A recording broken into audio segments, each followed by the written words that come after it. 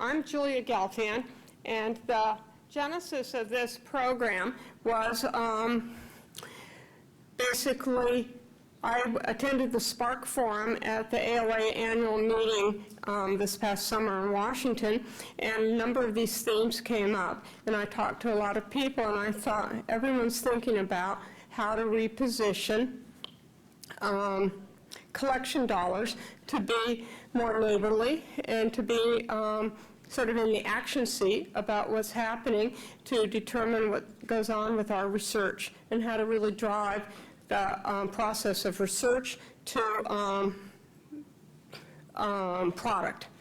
And we all know that the collection dollars are probably the second largest segment of any library funding element after personnel and compensation plans and packages, that you sort of see the collection budget is one that you always want to see grow, and it doesn't always happen. And then we have to make take certain consequences and decisions. So what we're learning after, I think we were also inspired by the panel this morning that looked at how to participate more actively in the research process. But this isn't all about just R1 institutions. It really reflects on the academic enterprise in general, from the teaching institution, even the community college, about what kind of contributions they make in response to how users use information and how they want to create information and be in the driver's seat there. So we want to learn from other experiences, and of course openness really drives a lot of the factors. So we're here to kind of explore how we can synthesize these themes, do it in a scalable way, and I hope this program will really emphasize the following. Structure the changing roles of libraries in different ways.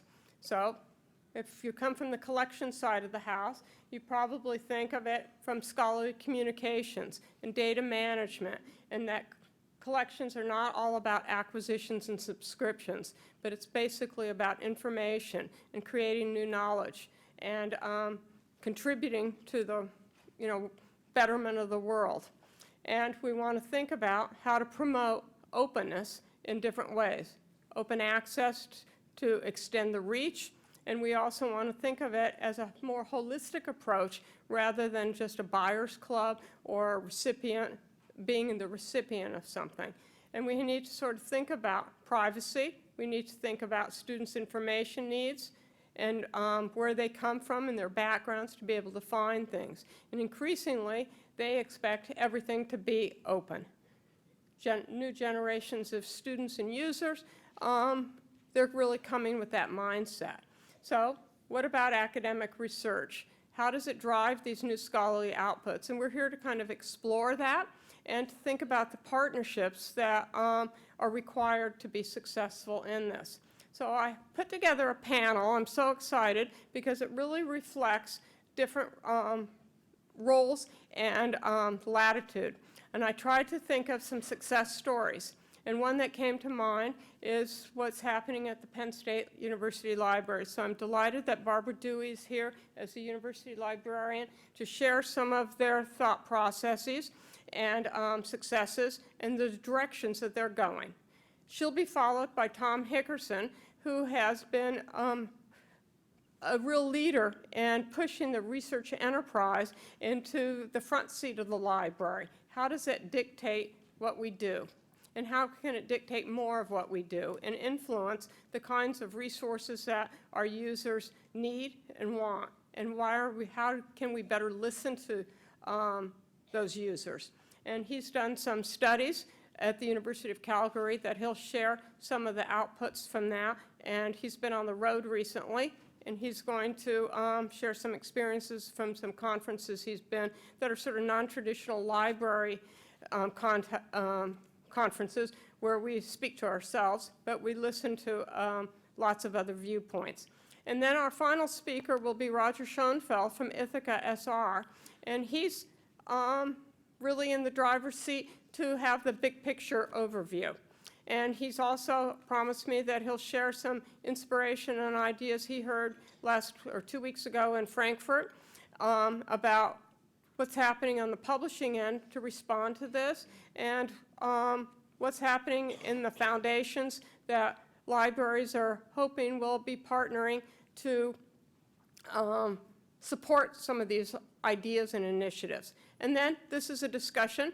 We hope that you'll share your experiences, questions, and we'll have a discussion at the end. So I'd welcome Barbara to share with us the exciting plans from the Penn State University Libraries and Press.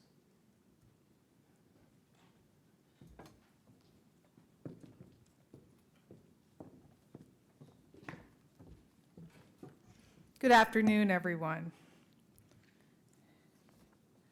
So what I'd like to do this afternoon is set the stage for our panel by proposing a holistic notion of the open landscape.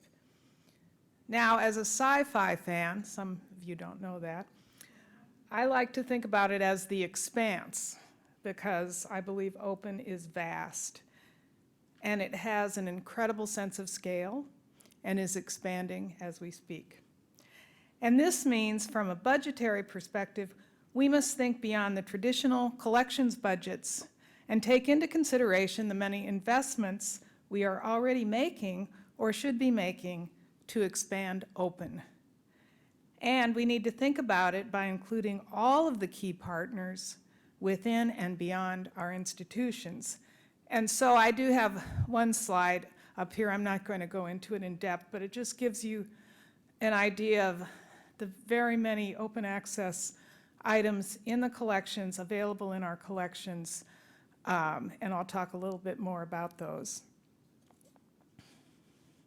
And so Penn State is the land-grant institution, the Commonwealth of Pennsylvania, and we recently passed an open access policy where the first sentence states that Open at Penn State promotes and supports Penn State activities in pursuit of providing openly available scholarly output, including research output such as data and publications, and is one of the many related efforts to promote open access to scholarly research. And while I think this is appropriate language for our policy and many other policies that we drew from, I believe it's far too limiting in the definition of open. The open landscape is rich in content of all kinds, including the growing corpus of open digital content produced locally in consortial venues or through organizations such as Center for Research Libraries, HathiTrust, Internet Archive, DPLA, and many, many others. However, digital content is not always included in the OA discussions, nor do we take an expansive look at how digital collections mesh with locally owned collections for our users, which also brings up the topics of diversity and inclusion and how open expands notions of collections, mediums, curation strategies, and the importance of community involvement. And certainly, open educational resources is a big part of the landscape. At many universities and colleges, OER is part of an institutional strategic imperative to support access and affordability to higher education. But in discussions of open, it is sometimes left out. And OER is often pursued by other entities on campus, obviously advocacy by students primarily. And another area that's important in this discussion is publishing and OA. And at Penn State, the Penn State Press reports to me, and so in a sense, I am a publisher too, which is an interesting thing to be. But we have many examples of Penn State University Press contributions to OA. We've published about 79 open titles. We have one tome title. I won't get into detail about tome, but ask me later and I'll tell you. We've worked with the library, with our library publishing division to publish 4 OA monographs. We have partnerships with College of Communications to fund an OA journal, and with the Botsteiber Foundation, which funds the OA publication Journal of Austrian American History. And we've made available OA Select articles or books through Muse Open. We use open context to host supplementary materials related to print publications. And then when you get into the library infrastructure, you know, you have a lot of different areas of investment in that, including software tools, organizational support for publishing or publishing-like activities. And we have the Scholarsphere, which is our repository, which has over 6,000 assets, which isn't nearly enough, but we're getting there. And we are looking at adding software to make deposit from a faculty perspective much more automatic and easier. And we also currently host 8 OA journals with 3 more in various stages of development. And another area that I think has a lot of potential is topical web portals. We have the Judy Chicago Research Portal, which virtually links Judy Chicago's collections in 3 institutions, Penn State, Schlesinger, National Museum for Women in the Arts. And it's a great example of collections in a variety of formats. And I got to get to know Judy Chicago, who was sort of my idol when I was growing up. So that was exciting too. So there's a lot of different types of publishing that we're all doing that relate to this topic, including bibliographies and OA projects from faculty librarian collaborations in the digital scholarship space. And here on this slide, you can see a number of organizational memberships that are part of this investment, because if we don't have some of these memberships and these preservation strategies, it's very difficult to truly get into the open space. So this brings us to sources and types of funding for open, which you will hear more about as we discuss this today. And of course, the collections budget is one area. The personnel budget is another. We invest a tremendous amount of funding into personnel who work on these different projects that have been mentioned. There are other budgets in the library that we use. There are other campus budgets and partnerships, including our IT colleagues. I'm talking about Penn State here, of course, but I'm sure you do this too. Our provost partners with us in some cases. Vice president for research is important. The different colleges at Penn State, we have a new emerging project that, if Trevor's in the audience, my apologies, but we attracted a group of scholars from University of Delaware, the Center for Digital Black Research, which will add to the open environment. And other sources which are discussed at this conference: grants and support from foundations, state funding, which in Pennsylvania there is funding for digitization. And another area that I just wanted to highlight a little bit, because I think it might be somewhat unique to Penn State, but perhaps not, development funds. This is an potentially important source. And at Penn State, we have the Textbook and Educational Resources Endowment to support creation of OER and purchase of course materials for course reserves. And this popular endowment comes with a 2-to-1 match from the president's office. And it has garnered over several $1 million at this point in time. And we do also have a named chair. The preservation librarian is the SIG preservation librarian.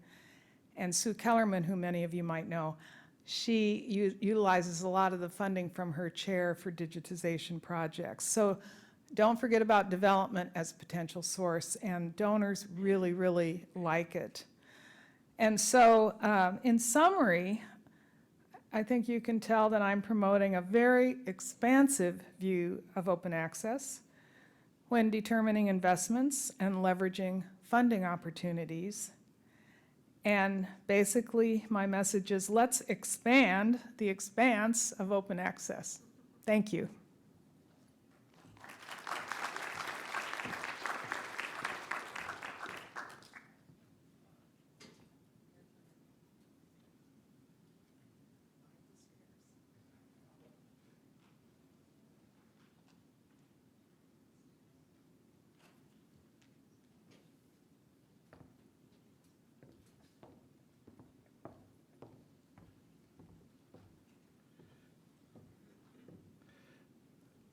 Okay, good afternoon.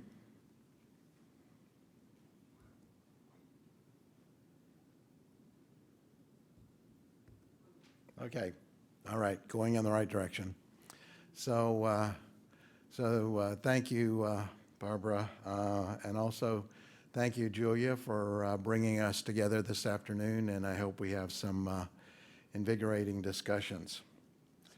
Open science, open access, open data, open education, and all other forms of openness in the scholarly and research environment are transforming how knowledge is created and shared. My colleagues here on the panel are describing programmatic initiatives and collaborative endeavors regionally, nationally, and internationally to make scholarly content openly available to the academy and beyond. My component of today's discussion will focus on how we support academic researchers. We already know that with the arrival of the World Wide Web and search engines, researchers no longer depend on the library for search, and that now that the resources libraries purchase and license are of diminishing centrality. Sources are proliferating, and traditional scholarly resources are no longer at the core.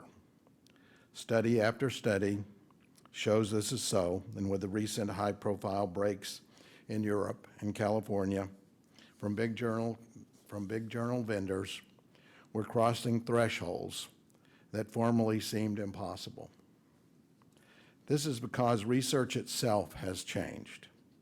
It used to be that finding information was primary, but now information is plentiful, and today's challenges are to understand, analyze, and extract insight from these vast resources. As Nancy Fried-Foster from Ithaka SNR wrote in 2016, quote, "The reality is that people work differently now in vast scholarly communities and with immense bodies of literature and a wide range of new and challenging tools. In libraries, we have recognized and have been adapting to these changes.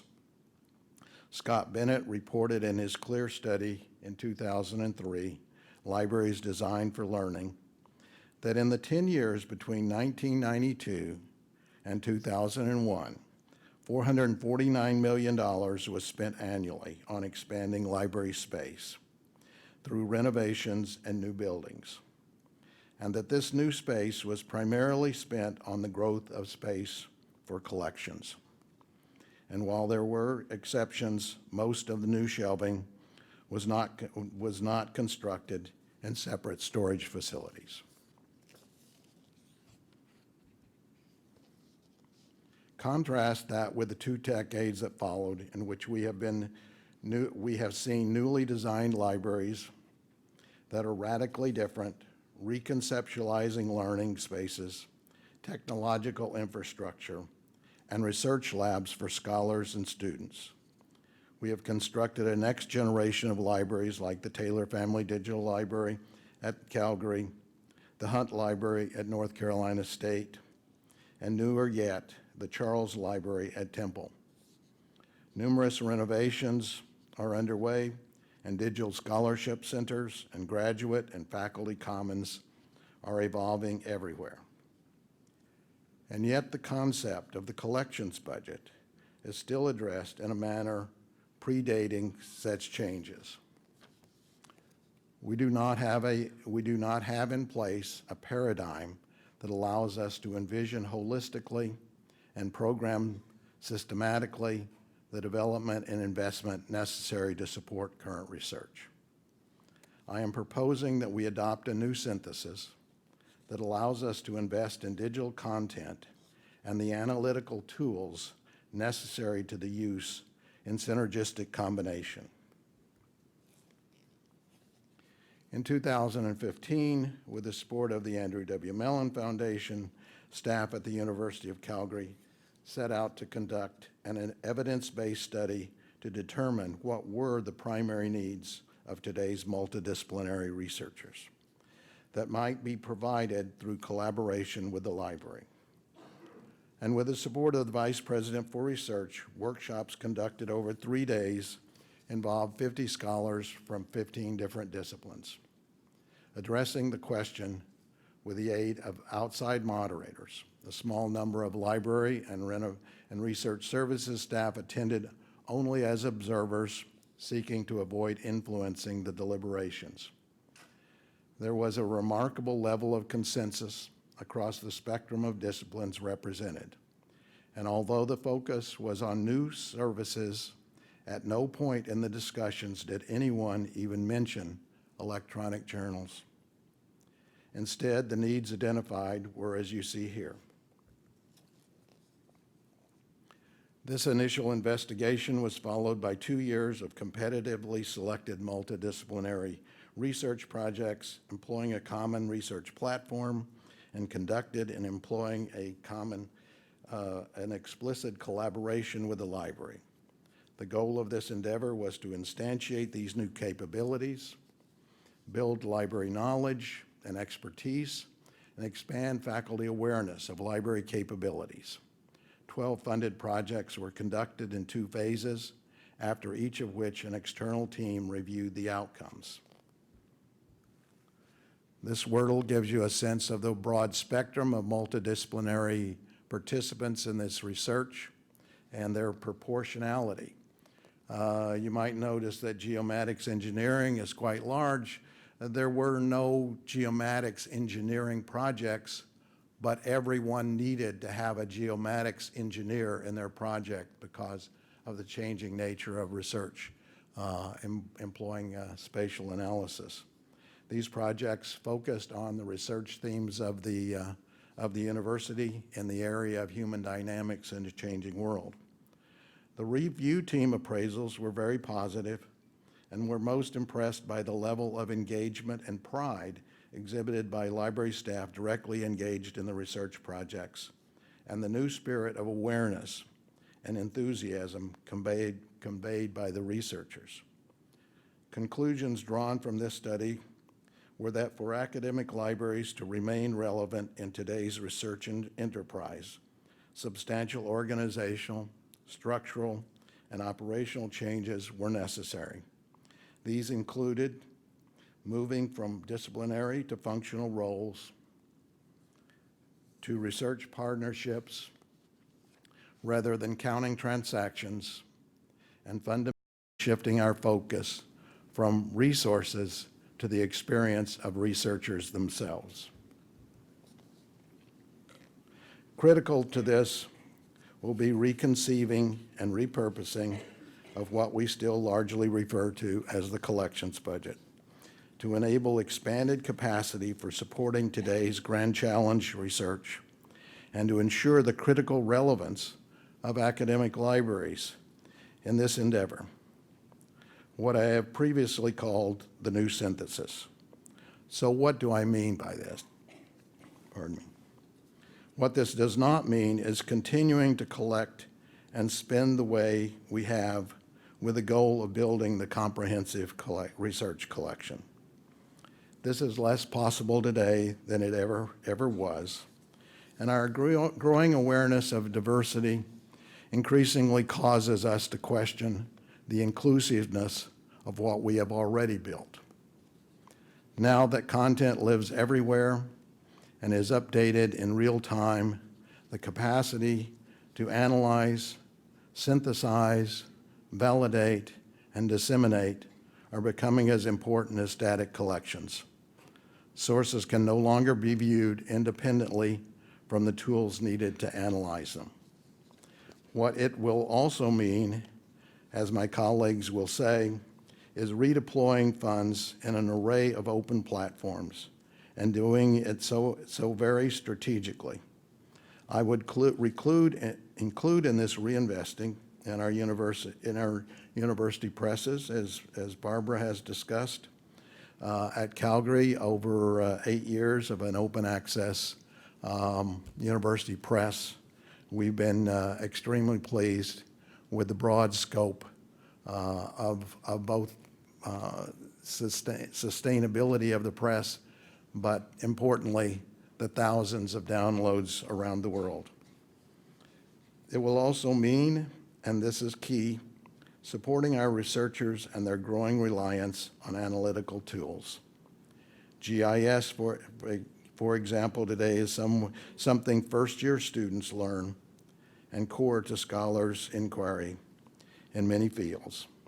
Likewise, visualization tools will be essential to mining and analyzing the vast quantities of data. These are the new places for investment. Yes, even if it means we lessen investments in licensed content. It will be about repositioning support like metadata and digitization from serving collections to becoming frontline services that researchers need in their projects. And ultimately, it will be about shifting our focus from access to knowledge creation. This includes investing in spaces and technology and people that will help researchers see and solve problems in new ways. While it is true that we haven't yet seen the return of the faculty en masse to the physical library, the new spaces for collaborative research, project launches, and community outreach are showing real signs of promise.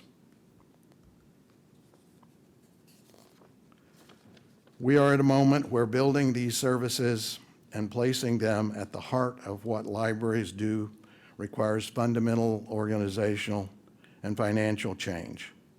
I would suggest that reconceiving the 40 to 50% we currently spend on collections is essential in this change.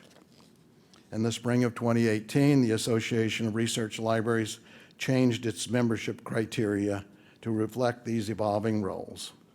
The criteria now include engagement and partnership with campus and other research organizations to collectively support the full research life cycle and its impact, unquote.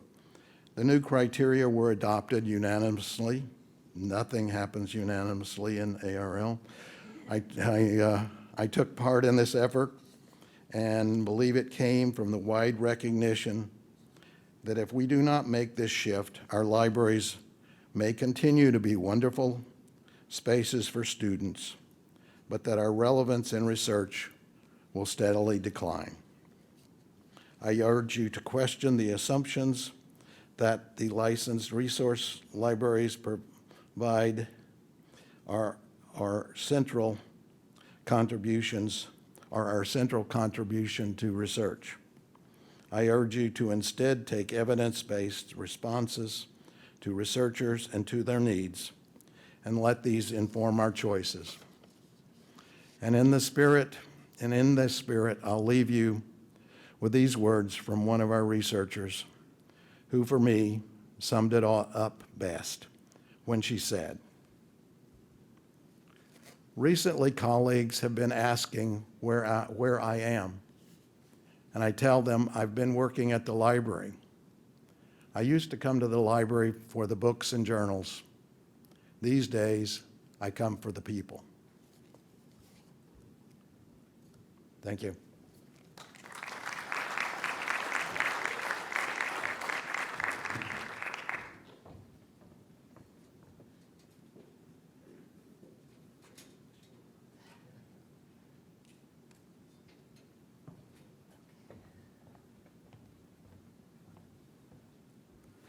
Hello, good afternoon.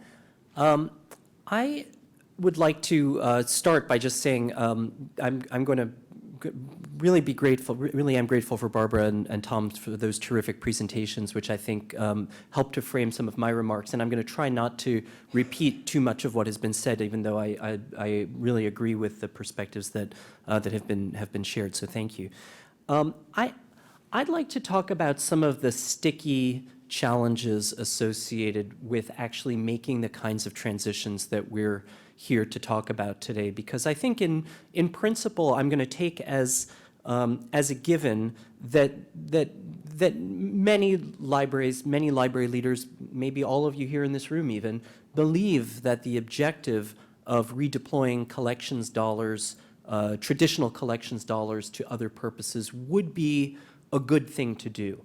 And I think redeploying is an important word in the way that Julia chose to frame the session today, because, of course, many libraries do not have the growth in budgets that would allow them to grow new services and support new needs without making strategic redeployments, right? So that's kind of a kind of foundational set of assumptions that I think all of us probably are bringing to some degree into the conversation. Certainly I am.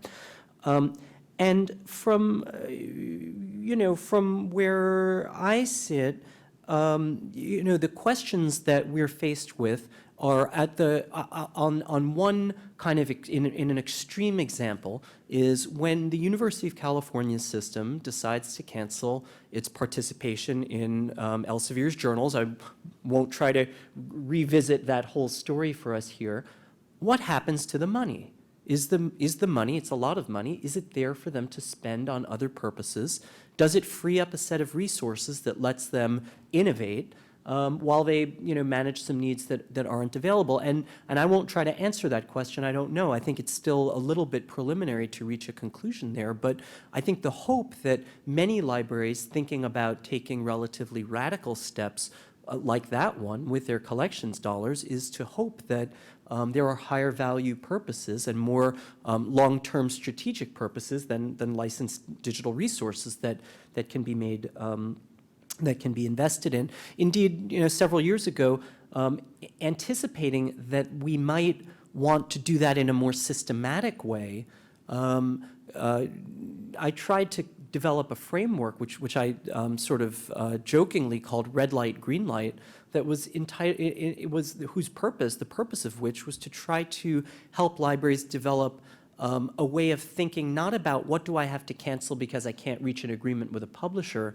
but rather what is the relative value of the resources that our library licenses or buys, and how can we reallocate funds over time from the ones that are like the red light, like this thing is low value relative, however you conceptualize value, low value relative to the price that is charged, to those that are more of a green light, that are higher value relative to the price that's charged. And it turns out that that's a really, really hard exercise for libraries to take forward. And that's something worth thinking about as well. If we want to actually think about moving, whether it be 40 or 50 or whatever % of our budgets over time systematically towards a new and different set of purposes, just imagine the sort of structural and organizational challenges that are needed in order to, one by one, start moving dollars around. And that's a little bit of what I'd like to try to talk about. I want to actually echo one thing that Tom really walked through so eloquently, which is that the new kinds of research processes that our scholars are taking on, our instructors are taking on in terms of teaching also, clearly require a whole new suite of services and tools and reimagined engagement in order to support. And we've seen those, I think the project that Calgary did is a great evidence basis for that. We at Ithaka S&R have done work looking at individual fields of study, from history to civil engineering, from indigenous studies to chemistry. And you can see in field after field, scholars are clamoring for new kinds of support and demanding new kinds of services and tools. And because the library has on most campuses has so much invested in the traditional way of managing and thinking about and acquiring and organizing collections, the library is not often in a position, as good of a position as we might like it to be, to support those new needs. And it's a dilemma as to how to make some of those achieve some of those opportunities.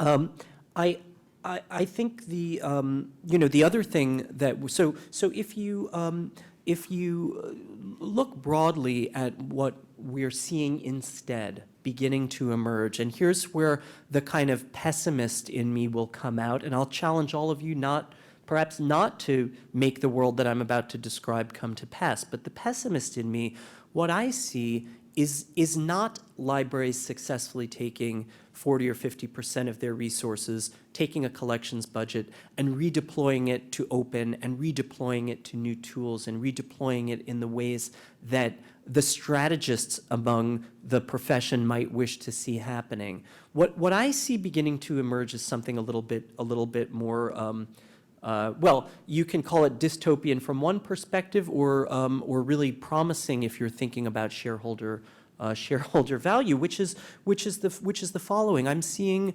a series of indications that the publishers are looking for help from the libraries in propping up the value of the big deal, and libraries in turn are seeing that it's more advantageous to take the existing agreements and flip them to open or flip them towards new tools and services rather than cancel them altogether. And so between the two of them, we're seeing, between the two of those cases, the transformative agreements that are designed to bring traditional spend and redeploy it for open access purposes, which has been so much of the discussion around Plan S and the demands that California and others have been making to basically redeploy collections budgets not towards new tools and services, but redeploy them towards open and do so with the same major players. So that's one thing that I'm seeing. And then if you look at some other cases, and there's some leading indicators in Europe of this, where even if those deals aren't redeployed for open access, they're including a variety of tools, workflow systems, services that the same large publishers are providing. And those things, those tools and services are being bundled into the big deal content bundles or adjacent to them so that the publishers can continue to capture the same dollars from the library community, from the higher education community, as they otherwise would have. And so what is ultimately happening or might happen is that libraries, which for a variety of reasons may find it advantageous to find ways to flip their existing big deals rather than think about new providers at the level of scale that we're all talking about here. And publishers too are together working in a lot of cases to prop up the value of the big deal when in fact the underlying subscription bundle is losing value. And I think that's a really, really interesting dynamic, and one that we should all think about whether that's the right choice strategically, whether it's the best choice operationally, or whether there are in fact pragmatic alternatives, of which perhaps there are not. So I think I'd like to kind of stop there. That's where there's a lot more going on in terms of ways that that libraries and universities are or can redeploy resources. It's not just the technology, it's not just the collections budget where there are questions about redeployment. We're also seeing opportunities to redeploy. Barbara mentioned the press. There are cases where presses are thinking, and publishing enterprises on campuses are thinking about how to basically reinvigorate themselves around providing services for OER. I think you mentioned providing services around open access. So there's a lot of other kinds of opportunities out there as well. But it's clear that the big opportunity, the big question is what will happen with the collections budget as we move into an increasingly open access environment, and to what extent will we have an opportunity, we as libraries anyway, have an opportunity to influence that. Thank you.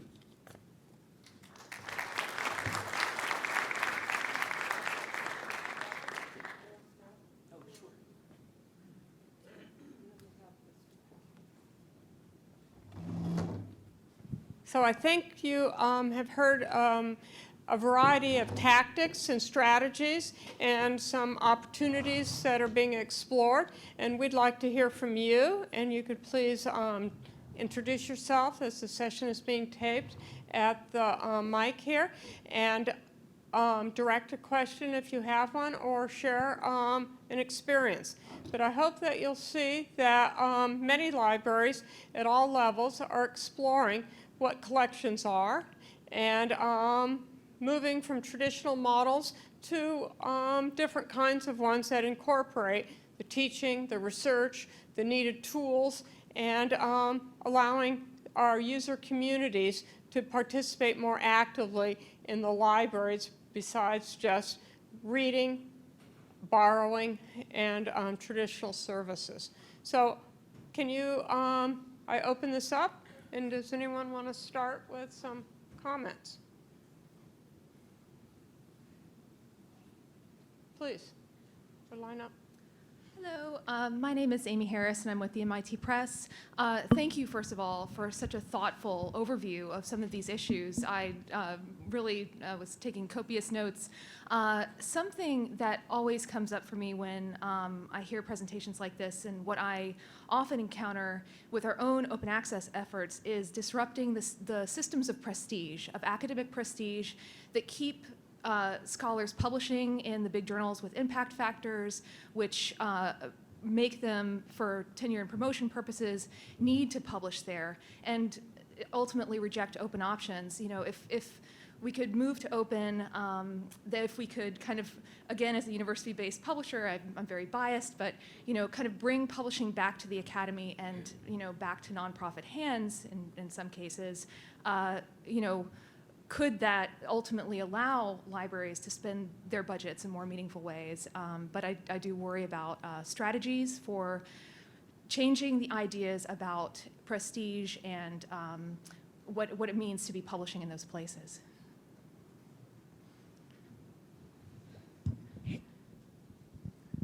Well, as a publisher also, with Penn State University Press, many of you know our executive director, Patrick Alexander, who's very forward-thinking in these areas. I mean, I don't have a strong answer on that, other than to say there's a lot we can do now with people who want to publish open, and the reason they do is because they've been convinced that their work can be much more widely accessible.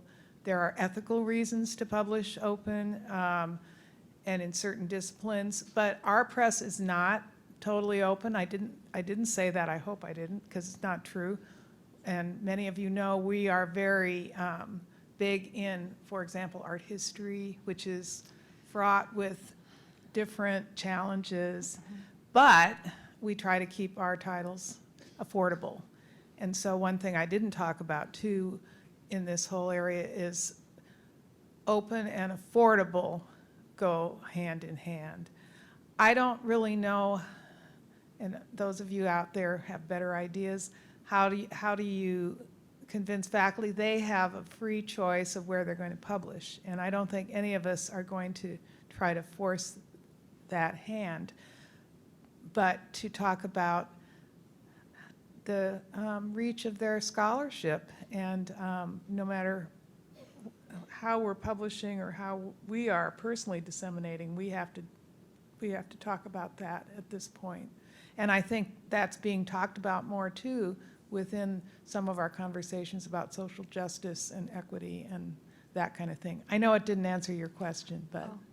Well, since Mr. Hickerson had done the study with especially younger scholars and students, I'm wondering if that's something culturally that you see as, you know, a younger generation being more open to these arguments and ultimately, you know, new models of doing things. I'm not sure if that was part of the study or not. Part of this is awareness. There are actually open repositories, and certainly in many disciplines. And I was actually at Cornell when the archive first came from Los Alamos and was responsible for getting it running at Cornell. And, you know, it was fantastic the diversity of research that arrived by 4 o'clock. If it arrived by 4 o'clock every afternoon, it was out and available to the world, 90% of it, by 8 o'clock that evening. And such repositories are developing and becoming dominant in their disciplines. And so in that sense, like the archive, it'll change within the discipline itself.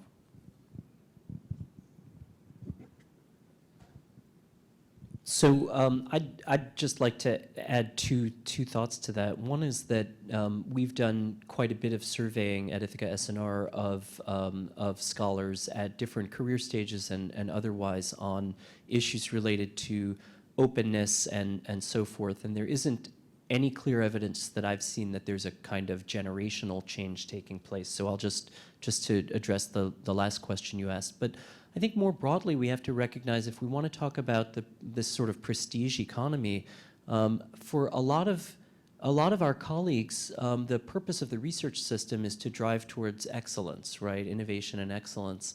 And for that reason, it's designed as a competitive system. And so to the extent that we think we can undo that, we're really talking about undoing some of the foundations of how research is incentivized and organized internationally. And I wish you well if you're if that's the angle that you are trying to pursue. But I don't see a lot of evidence that I can make an impact in that. Let me just say, that's a different conversation from the conversation about open. As I was trying to say in some of my remarks, I think we are seeing a transformation towards open, one that will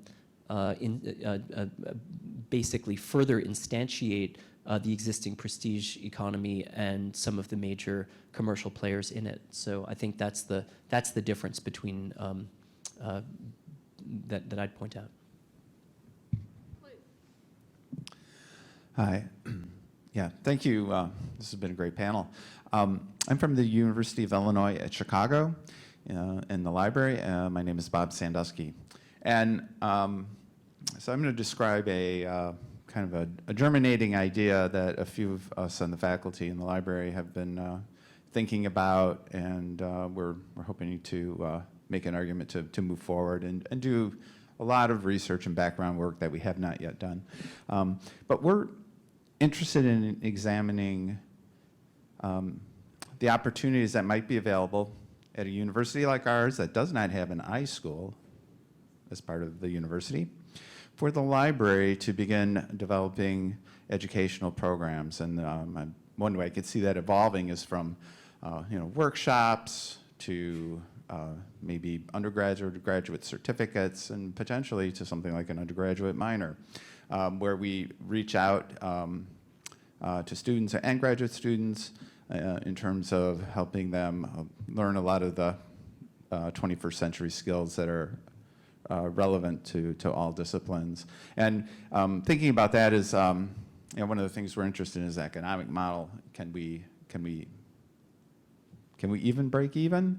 Or might we be able then to offer ancillary services, lab spaces, and so on to do more of this kind of direct engagement with scholars and learners and educators around the university? So again, this is very early ideas in very early stages. Don't know if it's really going to be feasible given all the structures that are in place and so on. But I'd be interested in your reactions and talking to anybody who's been thinking about such things who might be in the audience. Well, I just have a very short response, which is, and hello, we know each other from we do. the past. From Tennessee, yeah. Nice to see you.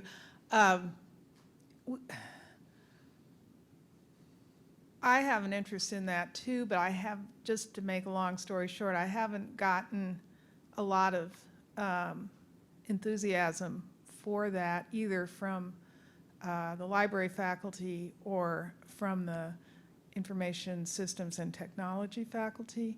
And it's been a while, but for whatever reason, and maybe it was pitched incorrectly, but But I personally have an interest in that. Yeah, okay, great. I do think that it would be a very challenging development because of the nature of the structure of every university that I know of. But I will say that when I listed the things that researchers most identified, expertise and training was particularly valuable to them.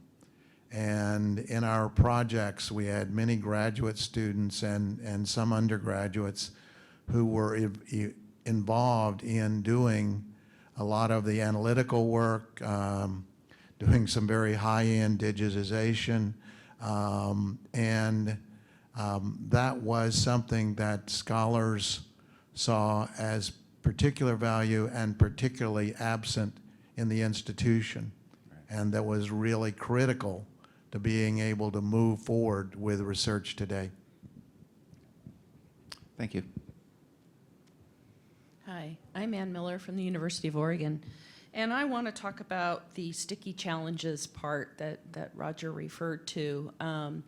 Starting to think about this at our institution, one of the challenges has been the library faculty themselves, and wondering how you've worked to get buy-in, or has it come from the bottom up or the top down, in terms of starting to have those conversations about moving collections budget money away from traditional purchasing and licensing obligations and more into more transformative areas of library work. One part of an answer to that is that at Penn State, we did start, when we were working on open access policy, we started with the library faculty. Mm-hmm. And as a faculty, we did pass an open access policy. So now as far as budgeting, we could have a whole panel on budgeting, because actually at my institution, yes, we have a collections budget. However, we can move money around, and we have for years. So in fact, we've been reallocating funding from a variety of places to a variety of places. But at the end of the day, for example, our subject librarians have needs for different kinds of things, and they make requests, and I don't think they're too concerned about where the money comes from. So we try to be creative, including with development funds, which I can't emphasize enough. Those are huge. And obviously that doesn't answer all your question, but that's part of it. Yeah.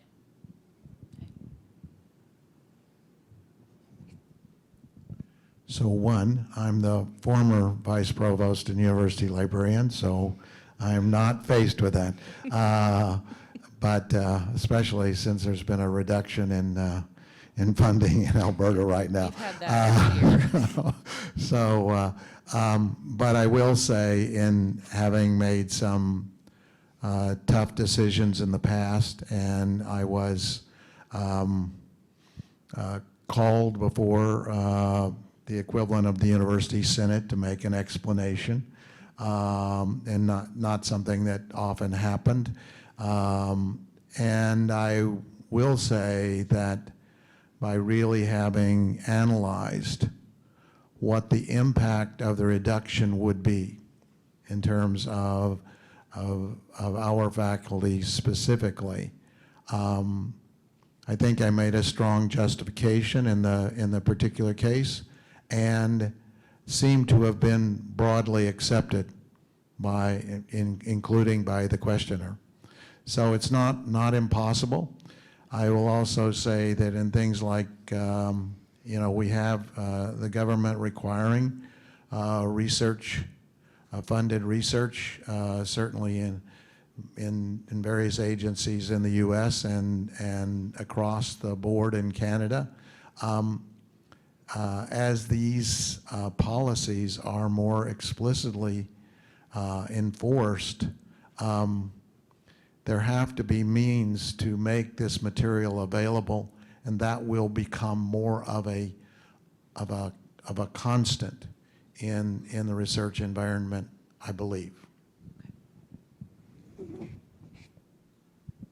So in any organization going through any kind of strategic change, there are always individuals who can't see their professional role on the other side of that, And right? that's the big thing. And that's something that, you know, an inevitability of leadership in a change management kind of environment.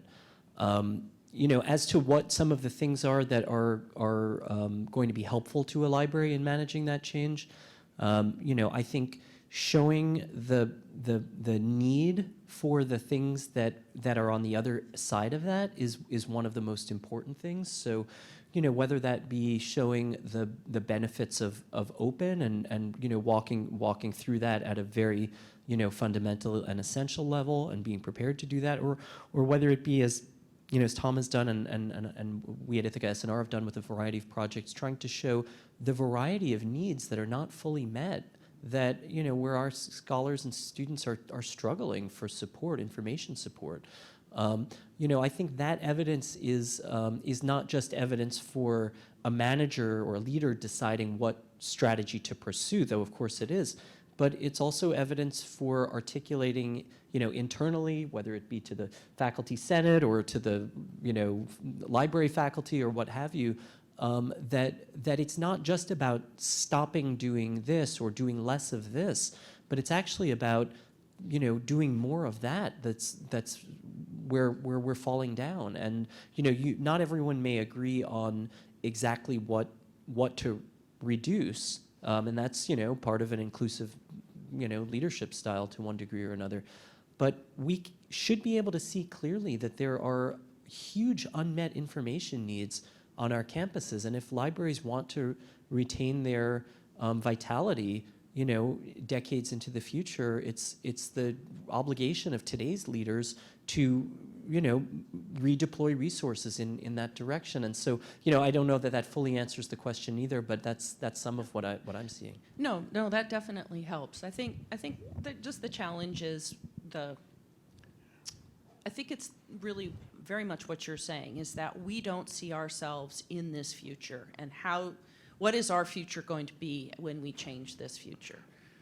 So I'm just going to repeat what became a mantra for me was an associate dean research. I was talking to him about the traditional strengths of the library, and without criticism or sarcasm, he looked up at me and he said, "But we don't do research like that anymore." Yeah. And everybody in the library, regardless of what your responsibility, should take that to heart. Yeah. Thank you.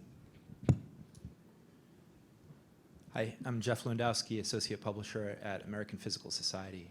Great panel. Thank you for this. I think one thing that really resonates for me, Roger, you kind of summed it up. I feel, and I think a lot of us are observing, this collaboration between publishers and libraries and other institutions involved in research. To me, it makes sense. We serve common communities, common customers, the research communities. So it makes sense that we should talk to them from the various roles that we play in serving them. I also know and observe, I was in Frankfurt as well, a lot of the new services and tools and workflows, a lot of this we see being presented by the commercial publishers, the larger organizations.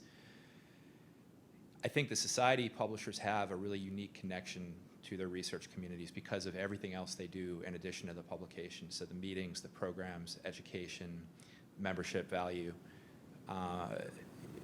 Through that, or maybe through other aspects, do you guys see or have heard, or really anybody, is there a specific role society publishers can play in offering new value in these packages beyond just the traditional publication or traditional OA arrangements, but something more than that?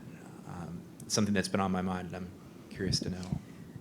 I don't have an answer to that other than to say there is a meeting actually scheduled in the next couple weeks, I think. I'm on a committee, Scholars and Scholarship, Association of Research Libraries, with individuals from societies to discuss this very thing. I mean, there have been discussions before, but in my opinion, and also based on some of the things that we've heard today, we need to refresh those conversations for today and moving into the future and not from yesterday. So that's very important. No, go ahead. No, I'm not. Is that That's great, thank you. Thanks. Hi, Doug Way, University of Kentucky. Roger, I had a question about a comment you made about the traditional journal bundle losing value. I wrote down "really" with a question mark after that, because so previously at University of Wisconsin, we saw the journal Big Deals frankly bring us great value and be still really important. And Wisconsin's unique with its research profile and the amount of research that happens there. I didn't have situations where journals weren't getting used. All my journals were getting used. We analyzed them. And when I hear SPARC especially talk about dropping big deals and then reinvesting those dollars. So now at Kentucky, I'm at an institution without big deals, and I'm finding myself actually spending more dollars on less content because of the lack of really price controls that the big deals bring to us. And whether we like that or not, it's maybe just the pragmatism in me coming out there. I still see the journal bundle providing some value there, and I think California is really not the exemplar, because I think the question we have to look at, especially I'm sure if you talk to their medical researchers, and not even year one into this experiment there, I question what year 5 brings in terms of resource sharing costs and what faculty sentiment will be down the line when they really feel the full brunt of all this missing content that they'll have there. So I'd just be curious about all your comments regarding that. Thanks, Doug. And it was a quick comment to a more complicated observation, which is that we've seen over the last 5 or 10 years the amount of traffic to a given article. If you think about the number of clicks that a given article gets, the proportion of those that's coming through the licensed library channel, from a publisher perspective, that's coming through the licensed library channel, typically through their website, right, through the publisher website, the proportion of clicks that are coming that way has declined substantially. And the reason is that content has leaked out through, whether it's through a pirate site like Sci-Hub, whether it's through ResearchGate, whether it's through perfectly wonderful institutional repository green efforts, right? There's no value judgment in the word leakage here. Just to say there's a variety of other places that people are getting access to the content from. So it's in that sense that the economic value of the licensed content bundle has declined, because there are alternatives for access to much if not all today of that content, whether it's legitimate alternatives or less so. And so that has emboldened some, anyway, of the libraries, some of the consortia and systems to take a much harder line in their negotiations. It's not at all to say that the value of the content itself, substantively has declined. I have got no reason to believe that. It's not to say that there's zero economic value to the content either. I'm certainly not suggesting that. Just that the level of value has been declining because there are alternatives, and the library community can take a much stronger hand at the negotiating table. We're seeing that play out today. And you're right that the absolute outright cancellation example is definitely, at least in the US, at least today, an outlier. But if you talk to enough libraries and enough consortia that are in the middle of various kinds of content negotiations, there are a lot of them that are exercising, a much stronger hand at the negotiating table than they ever have before, and that's exciting or problematic depending on where you sit, right? Just out of curiosity, I think we'd like to know from those of you who are affiliated with libraries, how many of you are having these conversations locally and thinking about really taking some departures, maybe not as bold and as grandiose as the Penn State example, and they've been at it for a while, but they've really are a source of inspiration, at least to me and my colleagues within the University of California and across the campuses there. But those of you who have presses either independent or that also report to the library. How many of you are having these conversations at some degree from the collection side of the house? So this is what we can sense as definitely a reckoning of some departures. I think the bottom line that we want to realize is that our users have new and different needs. We're not trying to limit their what they receive, but we're trying to enhance it to be more meaningful, and that with additional resources and tools and capabilities, I think, and to expand that capacity. But the same, and as other people have mentioned, perhaps doing things differently within the realm of education. But for those of you who are from the publishing side of the house, what concerns and are these as kind of same issues that you're sharing among your colleagues about what happens when money isn't being spent on your traditional products? What are you going to do about that? And what kind of partnerships will you have with the user communities and the creative communities, the authors, to turn out product that meets more of these needs and uses some of these tools and, you know, gets developed in this open place? We know it all costs money to develop, and we recognize that, but we're trying to have a better understanding of what the of where it comes from and where, you know, how the product is assembled and what the distribution channels are, and, you know, how users going to gain access. And I think that's the situation where we hope that we can partner more with you. We've seen some of that with the society publishers, and I think it's time for the commercial publishers to really think about new possibilities in this space, and sort of my genesis for bringing this panel together. Are there other additional comments at this time? Would anybody like to say anything else? Well, I want to thank you for your attention and for your attendance, and I hope that you'll continue to share these ideas and explore them, and we hope that we'll follow up and hear lots of evidence of new ideas on the horizon. So thank you again, and one more round for our panel. Thank you.